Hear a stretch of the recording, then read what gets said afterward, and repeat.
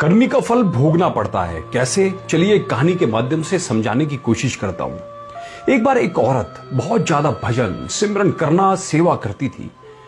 किसी को कभी गलत ना बोलना, सबसे प्रेम से मिलकर रहना उसकी आदत बन चुकी थी। वो सिर्फ एक चीज से दुखी थी कि उसका पति उसको रोज किसी न किसी बात पर लड़ाई झगड़ा करता ही रहता था और मारता भी था।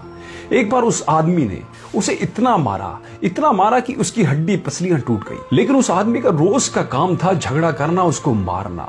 उस औरत ने अपने गुरुदेव से निवेदन किया कि मेरे कौन सी कर्मों की ये भूल हो गई है मुझसे। मैं सत्संग भी जाती हूँ, सेवा भी बहुत करती हूँ, प्रभु का सिमरन भी आपके बताए अनुसार करती हूँ, लेकिन मेरा आदमी मुझे रोज मारता है, मैं क्या करूं? गुरुजी ने कहा, क्या वो तुझे रोटी देता है? औरत ने कहा, हाँ जी देता है।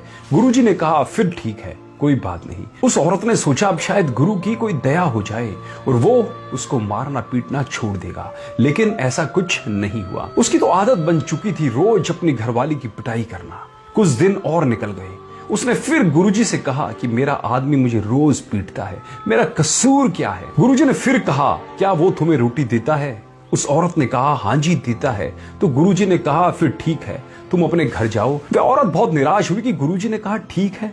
वो औरत घर आ गई, लेकिन उसके पति का स्वभाव वैसे का वैसा ही रहा, रोज उससे लड़ाई झगड़ा करना। वो औरत बहुत तंग आ गई। वो औरत साल भर बाद फिर गुरुजी के पास गई कि वो मुझे अभी भी मारता है, मेरे हाथ की हड्डी उसने तोड़ दी, मेरा कसूर क्या है? मैं सेवा भी करती हूँ, सिमरन भी करती हूँ, फिर मेरा कसूर क्या है? आखिर फिर भी मुझे जिंदगी में सुख क्यों नहीं मिल रहा है? गुरुजी महाराज ने फिर कहा, वो तुझे रोटी तो देता है ना?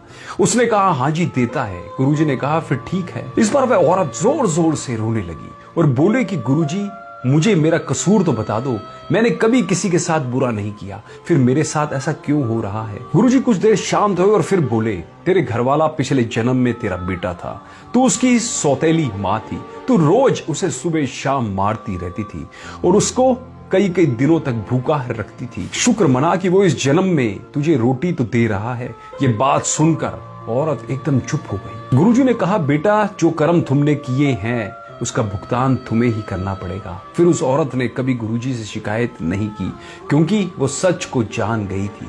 इसलिए हमें भी किसी का बुरा कभी भी नहीं करना चाहिए, सबसे प्रेम प्यार के साथ रहना चाहिए। हमारी जिंदगी में जो कुछ भी हो रहा है सब हमारे कर्मों का लेखा जोखा है, जिसका हिसाब किताब एक ना एक दिन हमें देना ही पड़ेगा।